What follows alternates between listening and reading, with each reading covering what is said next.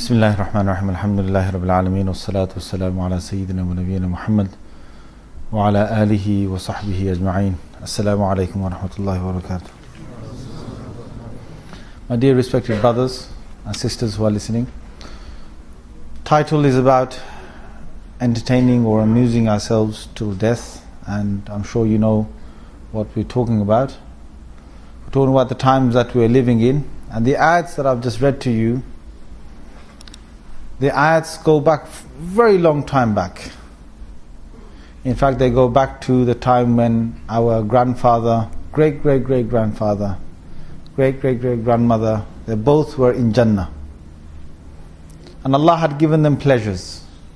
Allah had said, stay inside Jannah, you've got all of these things to enjoy. But this one tree, you don't eat from this one tree, the forbidden tree in Jannah. Shaitan eventually he made his way in. Let's not go into how he got in, but he got in eventually. And he had to find a way to get both of these individuals to try and eat from the tree. Because he had a purpose. His purpose was, Allah says in the Holy Quran, in this surah, Suratul A'raf, which is the 7th surah, verse number 20. Allah said that لِيُبْدِيَ لَهُمَا مَا وُرِيَ عَنْهُمَا مِنْ سَوْآتِهِمَا. His purpose was that he wanted Adam a.s. and Hawa to lose their modesty. He knew that by eating from the tree they would lose their clothing. He knew that by losing their clothing they would be sent straight down to the earth. And he knew that his game would begin to try and take every single son of Adam and daughter of Eve. He wants to take them with him to hellfire. This was his purpose. And he had said to Allah, he had even said to Allah subhanahu wa ta'ala, that I will do everything I can to try and take them. Try and take them with me. And Allah said, you use whatever tools you find. Because Allah made it very distinctive that I will have ibadiyya salihin. I have got certain of my servants who will be righteous, and there will be those who will follow you. And the ones that will follow you will go with you. لَأَمْلَأَنَّ جَهَنَّمَ مِنْكَ وَمِمَّنْ تَبِعَكَ مِنْهُمْ أَجْمَعِينَ. Allah said, I don't care.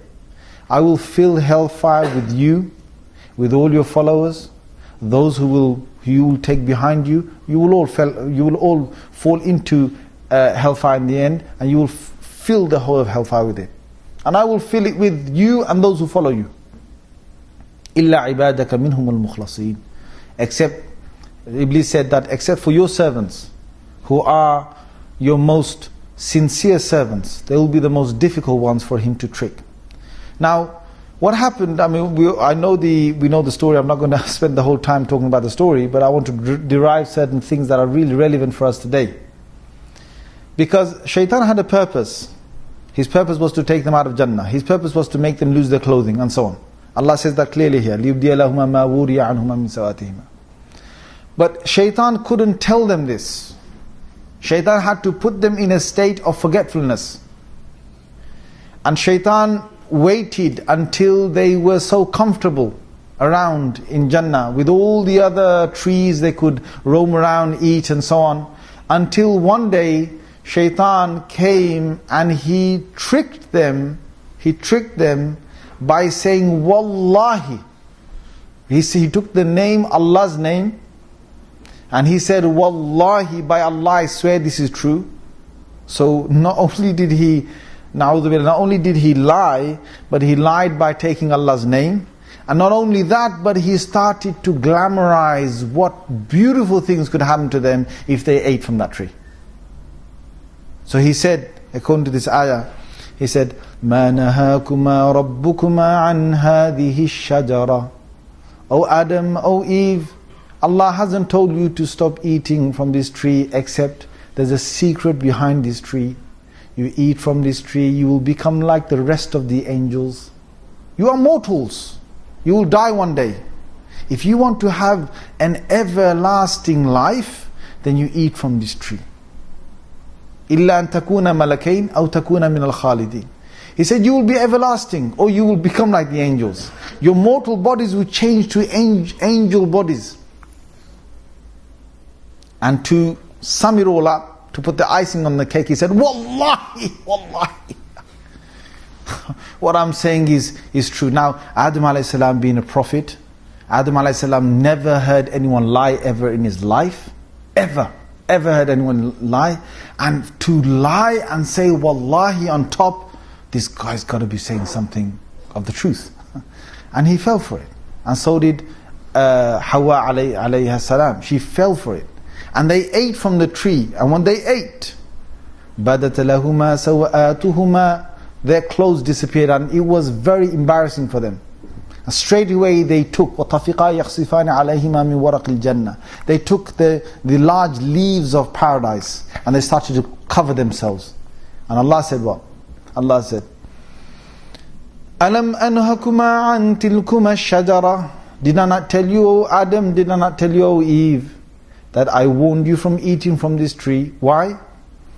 بَأْخُلْ لَكُمَا إِنَّ الشَّيْطَانَ لَكُمَا عَدُوٌّ مُبِينٌ. That the shaitan, the devil, he is your open enemy. Did not tell you this. They fell into embarrassment. What could they say? They said, رَبَّنَا ظَلَمْنَا أَنفُسَنَا وَإِن لَمْ تَغْفِرْ لَنَا وَتَرْحَمْنَا لَنَكُونَنَّ مِنَ الْخَاسِرِينَ. Oh our Lord, we have wronged ourselves. And if you don't have mercy on us, if you don't forgive us, then we will be of the losers. They realized their mistake, but it was too late. He had made them make the mistake. And now they had to bear what will happen to them. So they got sent down to the earth. But when they got sent down to the earth, Allah said in verse number 26 of the same surah, verse number 27 as well in the same surah, يَا بَنِي آدَمَ لَا يَفْتِنَنَّكُمُ الشَّيْطَانُ كَمَا أَخْرَجَ أَبَوَيْكُمْ مِنَ الْجَنَّةِ. O children of Adam, don't let the shaitan put you in trial. Don't let him trick you. Don't let him put you in a similar situation. Don't let him take out or do something to you just as he took out your forefathers, or forefather Adam alayhi salam, and he took out your mother Hawa alayhi salam, took both of them out of Jannah. يَنْزِعُ عَنْهُمَا لِبَاسَهُمَا. He stripped them of their clothing, Allah says, لِيُرِيَهُمَا سَوْآتِهِمَا, to show them what is hidden underneath. إِنَّهُ يَرَاكُمْ هُوَ وَقَبِيلُهُ مِنْ حَيْثُ لَا تَرَوْنَهُمْ. Shaitan is watching you from a distance, from a way that you do not see him, his whole army and his qabila, his whole clan. He's got a family. Don't think shaitan is just a lamb. Don't think he's one Iblis. Shaitan has got loads of them. In fact, today, he has got so many recruits from the jinns and so many recruits from the human beings as well. There are a lot of shaitans that are out there. Some of them might be sitting here, you don't know. I heard there was a tip-off. You don't know. There are so many of them out there. Jinns are the ones that we kind of think, where's the waswasa coming from? It doesn't have to be always waswasa. It can be, sometimes the shaitan can be your best friend. It's more easier for shaitan to get at you, to make him your best friend, than for him to bring your enemy to you and try and make you do something wrong. How many times are you going to listen to your enemy? Your enemy comes to you, you're going to, what do you want? Yeah, your friend comes to you, yeah bruv, what's up man, sit down, here we go. Now he's not going to take a fruit out or a tree out. That's gone. In the time Adam alayhi salam got tricked, it's gone. It's gone. Today's way of tricking people, and subhanallah, he's gone far ahead, because you know why he's so far ahead? It's because he's had a life longer than any one of us. He's had a life longer than from the time of Adam alayhi salam till today, he's still been living. All the other jinns have been dying one by one, but Iblis has been living. So Iblis has mastered his tricks. Now his tricks are not that many. But what he's done is, it's the same game, but a different name. That's all it is. The same game and a different name. So when he tricked Adam alayhi salam, he had to come in and he had to tell him that he's going to get something else out of what he's about to get into. He had to say wallahi and use anything he has to say that what he's got in front of him is going to be different. Today, in between there, subhanAllah, you think about it, okay? You think about it. Back home, before this technology came out, to trick a person, what do you have to do? The shaitan has to make a woman come out of her house, a man pass by and see his little Cinderella, fall in love with her, right? Then he has to think of a way to get the boy to meet the girl in a haystack somewhere, without the father knowing, because he's going to get his meat cleaver out, right? And then he's going to have to make them do hula baloo somewhere without anyone else knowing. But then he's got so many other problems. Because if she is expecting, then he's going to be dead. Shaitan's going to be the first one to run away and so on. And he's going to leave them all in mess. But today, he's gone far ahead. He don't need to take little Cinderella out of her house. Little Cinderella, let's call her, and if I give a name, you might say, well, he might be talking about someone I know. Right? Right? Let's call her by let's call her Taha. That can be a name you can use both ways, right? So she's sitting there. She don't need to come out of her house. And neither does a guy need to come out of his house. They're sitting in their homes far away. They could be on two sides of the world. And one's got a little chuha in his hand, mouse, and the other one's got a little mouse. And they're basically communicating with one another. We know how it happens, webcam, whatever it is, right? It doesn't even have to happen in front of a computer anymore. You've got a little device on your phone, you can just open it, you've got your Facebook, whatever you've got on it, you're basically communicating with one another.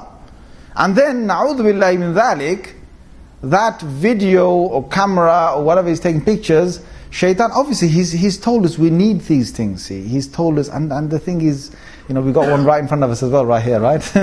We use it for our own purpose as well. You want to make a little charity fund or whatever, you go down the studio and you make a little charity thing. But the thing is, you've got to understand what's happening here. And I'll be very honest with you. Yes, I do sit here and I do have, this sort of filming and so on. And I do understand that people later on, they do view these things and they're getting some deen out of it. Okay? They're getting some deen or some of the religion out of it. But I'll be very honest with you. What shaitan has done is, whether it's the TV, the internet and your YouTube or your Google videos or wherever it is, and whether it's your apps that you got on your phone or something like that, and you got your iQuran and your iHadith and your iThis, alright? What he has done is, you can put as many truths as you want in this, but all you are doing is, you are putting a whole load, a bag of truth in a sea of lies. It's a whole sea of lies. Sayyid Qutb, rahimahullah, he was once asked, when he was asked, he said, why don't you put an article in the newspaper and every week we can have your message coming out? And he said, it's almost like, he said, a guy from a toilet, inside a toilet, he basically opens the little toilet window and he's trying to, from that little window, trying to scream out and say, hey guys, listen to the truth. He said it's almost like that. You're already in a toilet. And second thing, you've got this little window.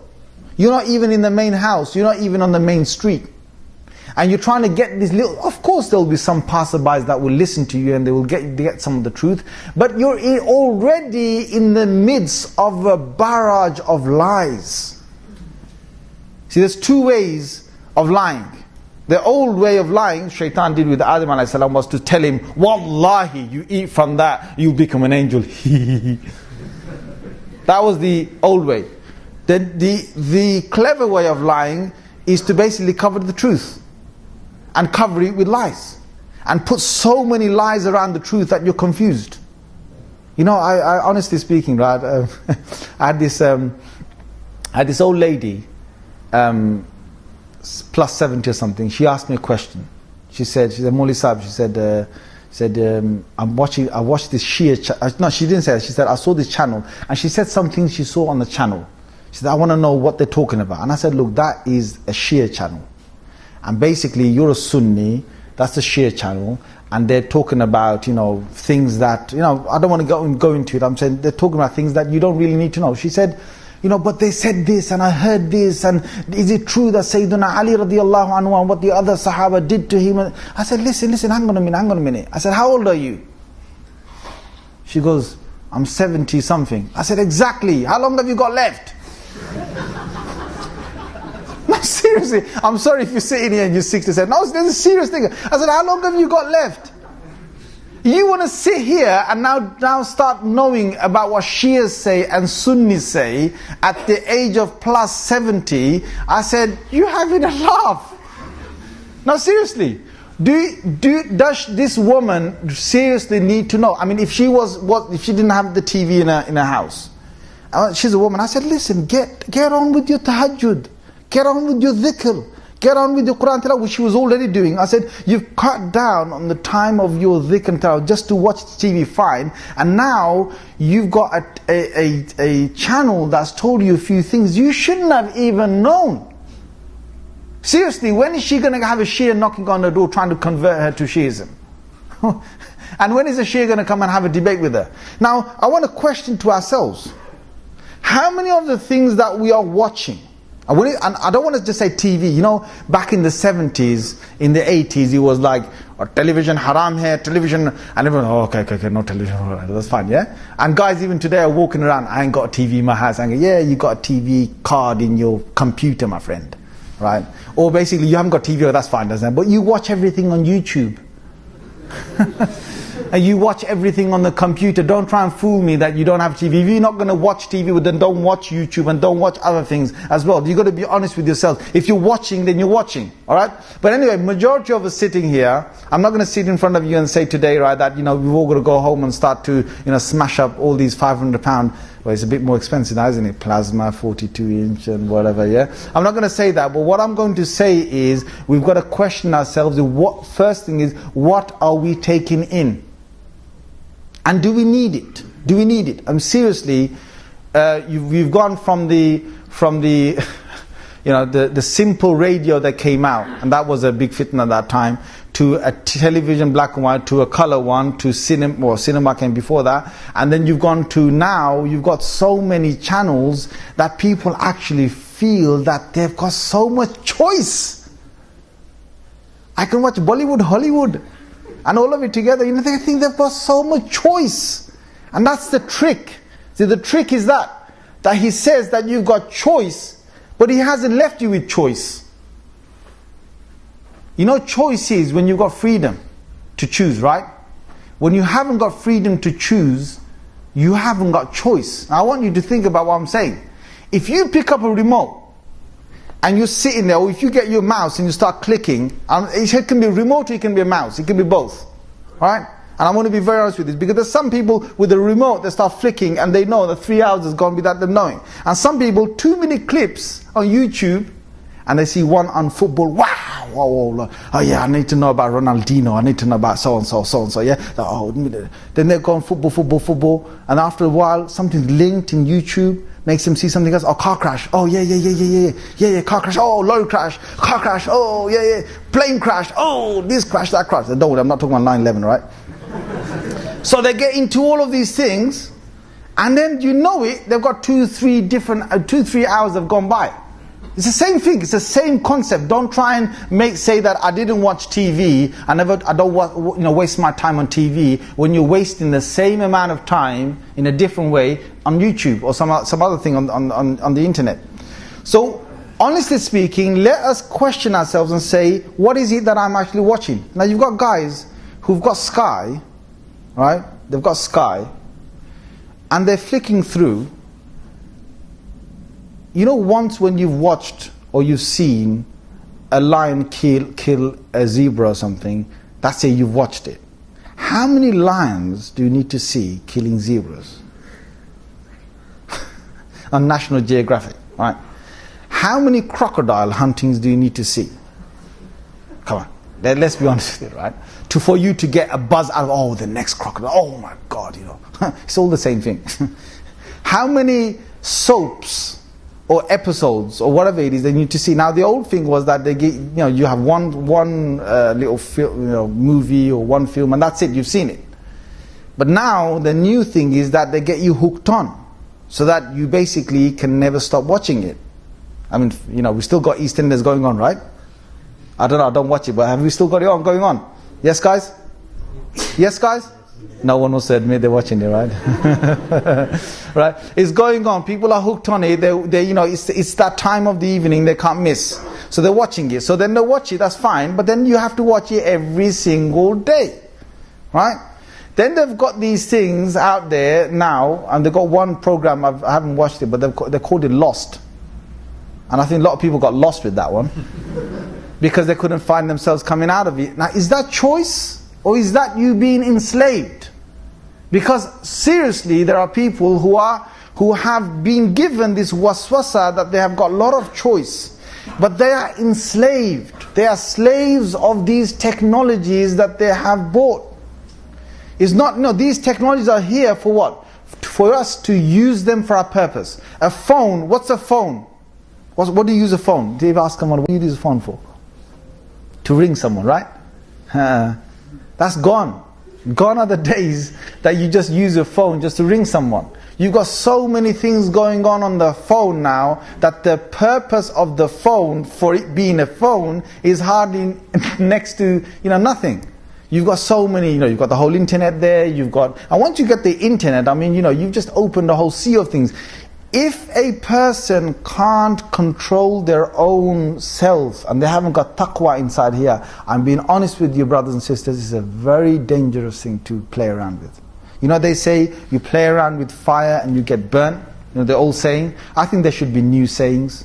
You play around with technology and you basically diffuse your iman. Now I'm being serious about it. I'm being serious here.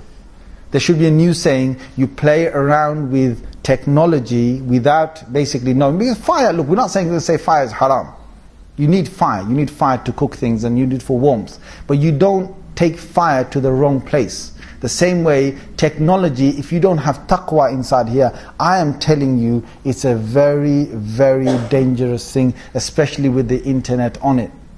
Because it only takes a click to cause the sin of the eyes. And I would be surprised. I'll ask you a question here, okay? I'm going to ask this question, and I want to know if anyone can put their hands up.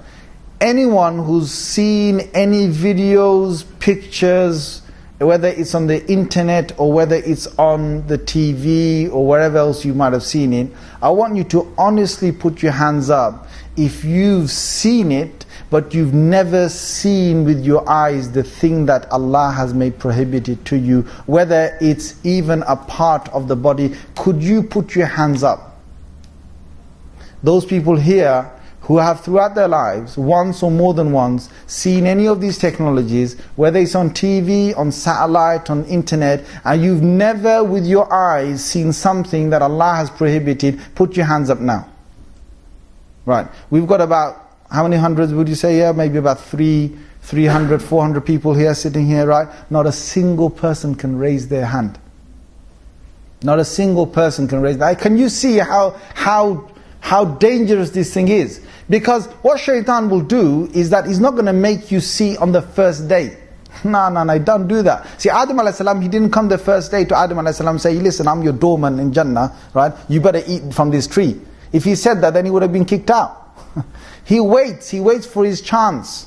And his chance comes slowly. He comes slowly. He gets you comfortable first. And the thing is, the sin that he makes people do in comfort is a lot more easier for him to delude us than the sin that he makes us do, and we think that we've got an enemy over us. See, he has to make us believe that,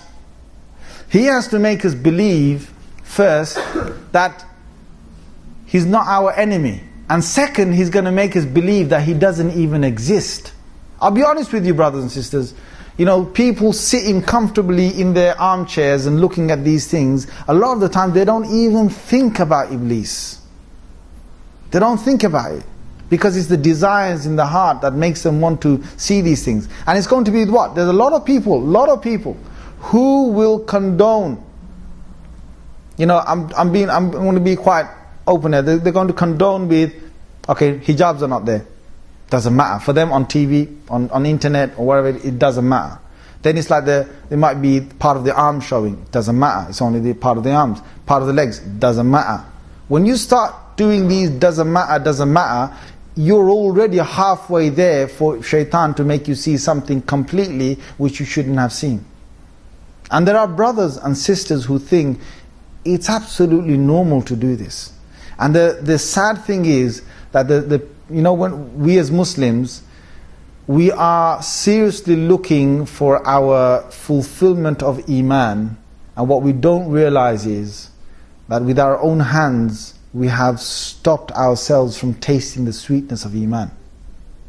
Sweetness of Iman takes something that you can't start seeing everything that comes across your eyes and expect to have halawatul Iman. There's a hadith in Ahmad that says that if you come across something that you've got lustfully you want to see, and you don't actually see it, you don't actually set your eyes on it, then Allah will make you taste the halawa and the sweetness of Iman.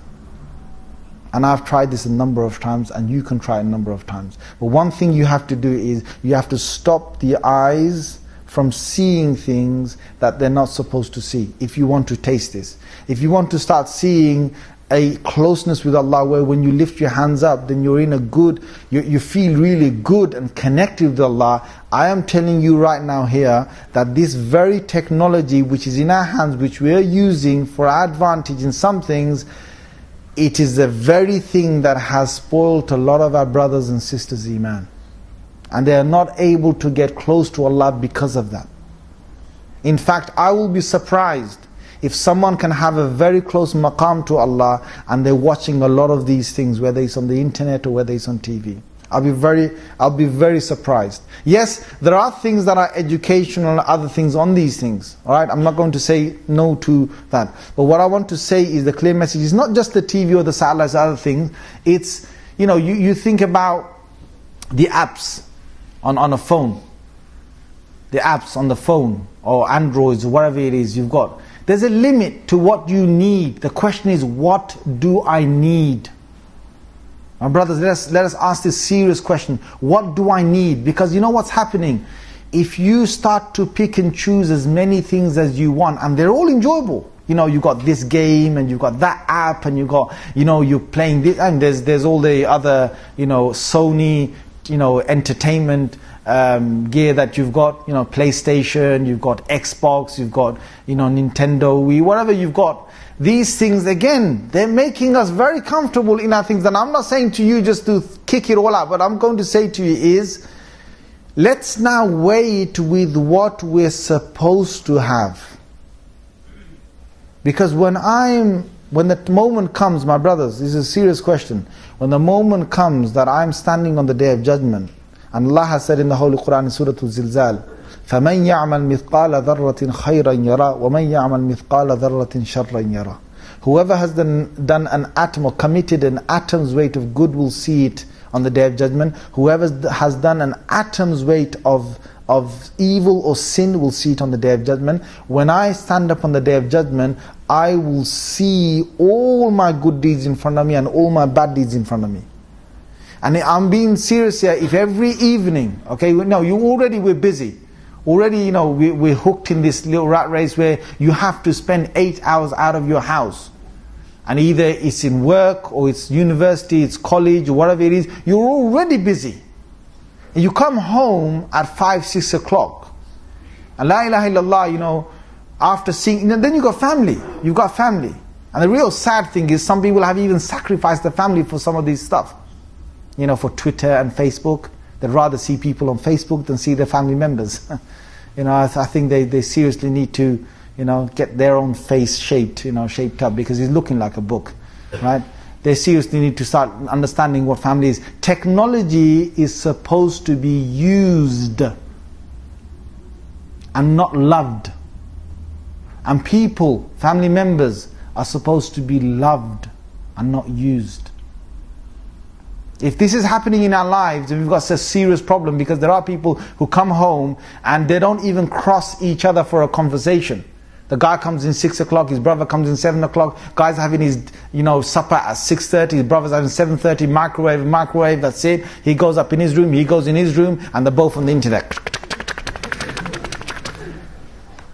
And brothers are not, real brothers. He's got more closer friends outside in his cyber world than his own brother. And it's seriously happening. And mothers with sons and daughters, the family unit is breaking up. And if this is happening because of technology, there's a serious question: how long am I going to allow this to continue happening to my family? There's people come home at 6 o'clock. Now listen to this, yeah? They come home at 6 o'clock. They just about get down, have the supper, see the family for a bit, okay? And then send the kids to bed, whatever. Then they're watching a movie for 2 hours. Or they're watching some programs, or they're on their, PlayStation, or they're on some Facebook or Twitter, whatever it is, they're on there, and then next minute it's time to go to sleep.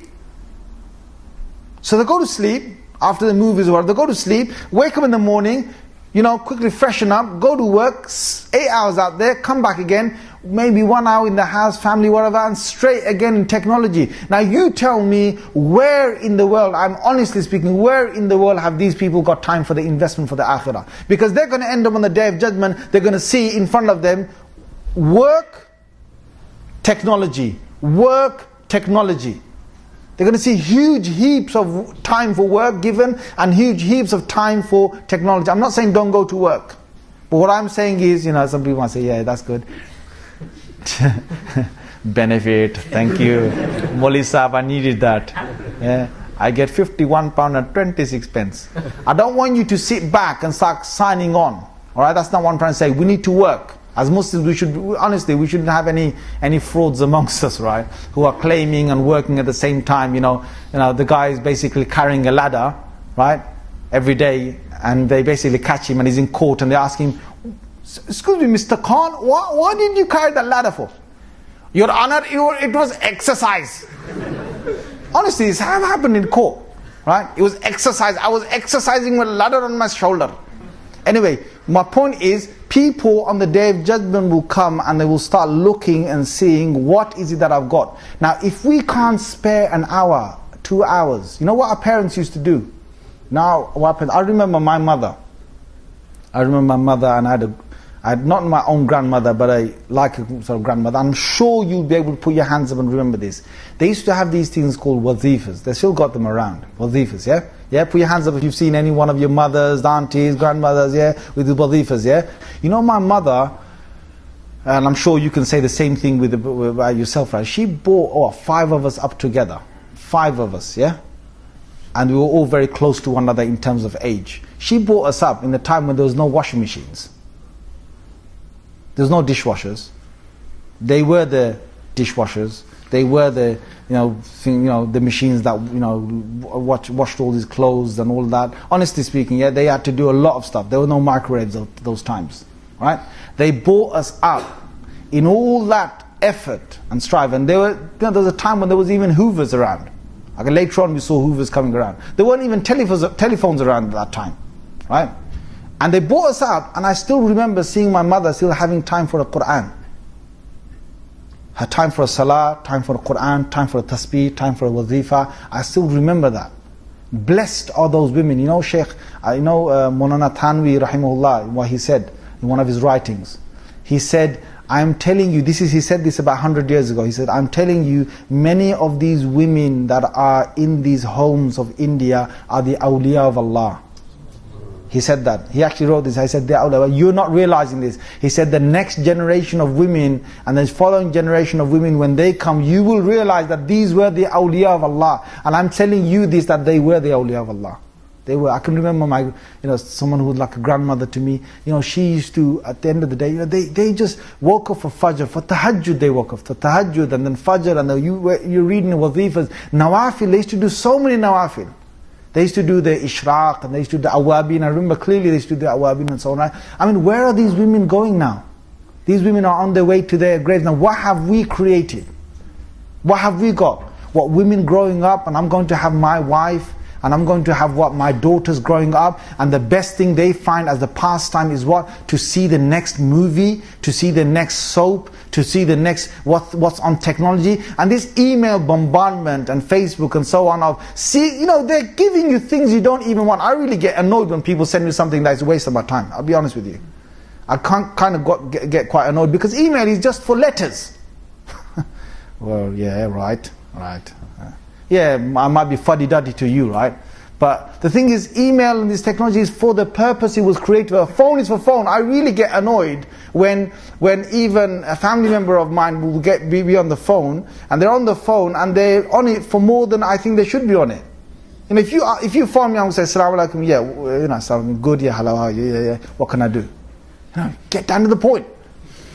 Oh, and the women's got, you know, women's one, you know, is a normal one, you know. What have you cooked in your house? I mean, what is it to you? Can you smell it? Can you honestly smell it? Yes, I can smell it. That smells nice. Please send some down the phone. I can probably taste it as well. I mean, what is it? Why do you have to ask what curries they've cooked in their house? It's a waste of time, honestly speaking, right? Men, you know, talking about, I mean, football, right? You get into it, you get into football. Come on, guys, honestly speaking, okay, football, you support a team, right? But don't cry when they lose. And don't lose your voice when you yell and say, what on earth are you doing to yourself? A people that have got no link to you whatsoever. A people that have got no link to you whatsoever. And all it is, it's got nothing to do with Arsenal and Man U. You know what it is? It's to do with you and your little friend there. You lost, mate. You lost, mate. Yeah, see, 2-0 down, see? Yeah? What is it? It's a way of you, and the thing is, okay, a bit of pastime, entertainment, but guys, I've seen guys here, they will lose their deen comes second. Their deen comes second. World Cup, subhanallah, what was it once? It was, I think it was Algeria playing some other country. I think it was England or something. I don't know what they were playing. Yeah, that day Maghrib Salah. I'm telling you, the safs, right? Normally it's about 5 safs. You had about half a saf that day, and you think, my God, what happened to these brothers today? You know, they're like, yeah. When's the latest we can pray Maghrib? You know, looking at that. I mean, come on. If your deen comes second to this technology, there's a big question: what am I doing? What is it doing to me? It's enslaved me. And you know, behind all of that, you got Uncle Iblis sitting there going, He don't need to come to your doorstep. He's already shoved all this technology in your pockets and in front of you. I'm not saying get rid of all of it, but what I am saying is we seriously need to ask ourselves these questions. What is happening to me and the life of my family members? Because, you know, when Maulana Thanvi said that, and you can see it today, these women in India, at the time when he was writing this, they saw it, and there's nothing wrong with this. And I'm saying this, whoever's sitting here, you know, my friend of liberal democracy, right? Whoever you sit in here, and and I'm sure this is going to be seen in a lot of places. Look, what we're saying to you is we don't want to keep our women home and lock them up. That's not what we do. But we've got a shared responsibility. We've got something that we have to share, responsibly have to share. The community out there seriously is crying. They're seriously crying because the family model has broken down, it's shattered. It's absolutely shattered. I'm not talking about Muslim houses, I'm talking about non-Muslim houses as well. It's shattered. And there needs to be something done to put it back together again. Because without families, you don't have communities. Without communities, you won't have countries. And you need to seriously, I'm not saying, we get rid of all this technology, but what I'm saying is we seriously need to think of what's happening. Our sisters, our mothers, if they stay home and if they do their duty of looking after our children and looking after our family members, it's not that we're degrading them. We're not degrading them. They have got such a high maqam, such a high station. They're a mother. And what Maulana Thanvi said, he could see this. The women, they're busy and so on, cooking and, serving their families, their husbands and so on, and looking after Hasan. You know how hard that is? You try and do that one day. You brothers, I'm telling you that one day. You try and do that. One day, clean the nappy, yeah?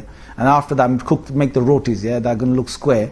And after that, you try and make some laddu, and you probably got something else in your hand. You might as well make some cement or something, right?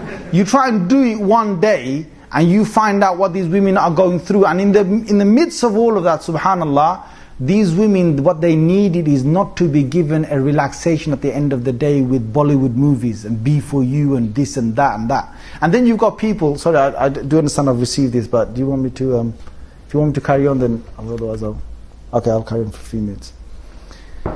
In the midst of all of that, you've got these Islam channels, right? And this channel and that channel.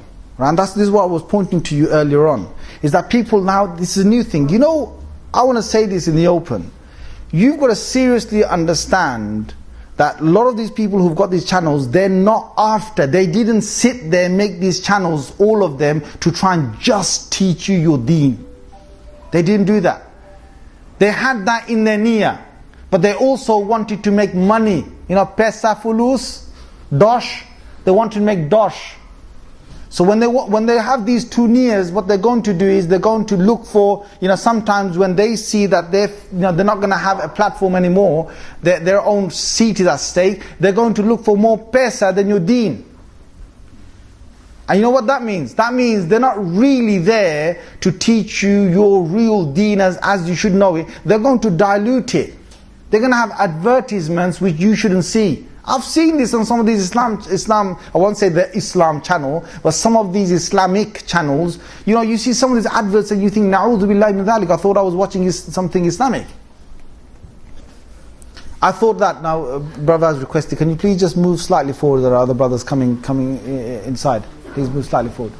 I seriously started to, question, what is this? Why are they showing certain things that your eyes shouldn't see on a channel which you were watching because of purely for an Islamic reason? The second thing is, when they're teaching your deen, I'll tell you the best way to learn something, and this is something I will say to you from books that I've read, from not books that have been written by Muslim writers. These are from non-Muslim writers. There are non-Muslim writers who've written about this. Do you know that the literacy level amongst the early African slaves in America was 98%? At certain times when they found these African slaves, bought from Africa and so on, the literacy level of some of these groups was up to 98% of these people could actually read. Now the big question is, why is it that after all of these 300 years have gone by, and we've got all this technology in our houses and in our schools and so on, why is the literacy level lower? Does the TV, the internet, watching something, does that teach you more than you picking a book? Because if you pick a book up on a subject, I am telling you, you will learn perhaps 10 to about 50 times more than what you will do by watching a TV program. I'm telling you, because I've done it myself. I'd rather read a book because you've got the facts there. That what the television needs to do, or that videos on the internet need to do, is they need to have fillers, and they waste your time. They waste time. If you're watching a documentary on history, you will watch them basically how they rode their horses and how they went forward and got this lance out, and basically you've already done about maybe 5 minutes of watching this, when in a book you can read the same thing in a paragraph. You can read the same thing in a paragraph. The thing is, what is it that we need? If you need to learn Islam, the best way to learn Islam is to come to your local imam who you trust, because it's a case of trusting someone. Or you go to a course that you can trust and you learn your Islam. If you stick it to the television, you're going to learn your whole deen from the television. You're going to have one guy, and this has happened loads of times. I've had people questioning me. They said to me, Imam Sahib, they said on Wednesday night, this guy came on the Q&A and he said that this, the women that wear their gold,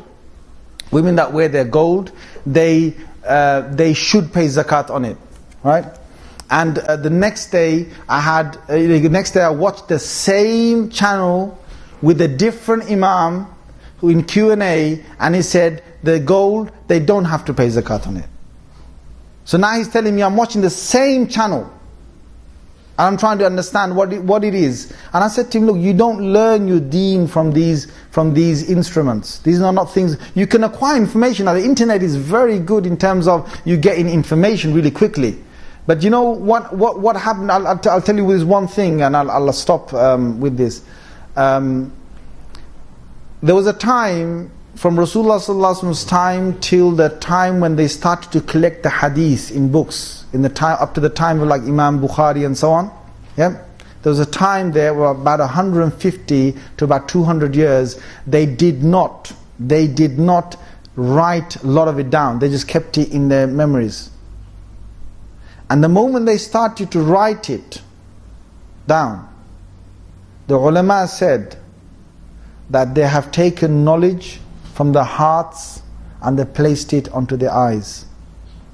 You know how profound it is? They've taken knowledge from the hearts, because it was in the hearts of people, and they've put it into their eyes. A lot of the things that we're trying to view and understand and learn, if you actually try an old method to learn it, is probably still better than some of the new methods. And anyway, Jazakumullah khair for your time and coming down. I ask you to make dua for myself, and may Allah give me tawfiq and you tawfiq as well, to steer away from the tribulations which are within our lives, and not to be enslaved by these products to the extent that our akhirah and our journey to the next life is sacrificed.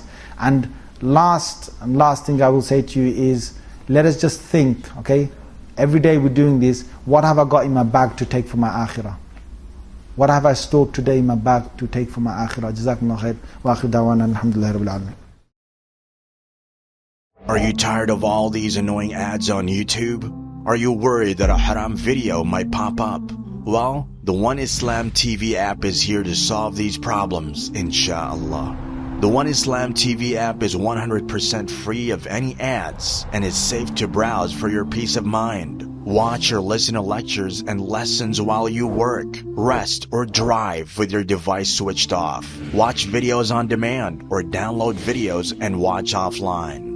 Watch hundreds of high-quality produced Islamic reminders, Quran learning videos, stories of the prophets, and so much more. 2 to 4 new videos uploaded daily, inshallah. One Islam TV is 100% run and owned by Muslims, which means a small amount you pay for your subscription is a SADAQAH JARIYAH, continuous charity for you, as we use the funds raised to continue producing more beneficial videos and reminders, inshallah. The One Islam TV app is now available on Apple devices, Apple TV, Android devices, Android TV, Amazon Fire TV, and Roku, so you can watch on most devices and smart TVs. Download now for a free 7-day trial. May Allah reward you for supporting our work.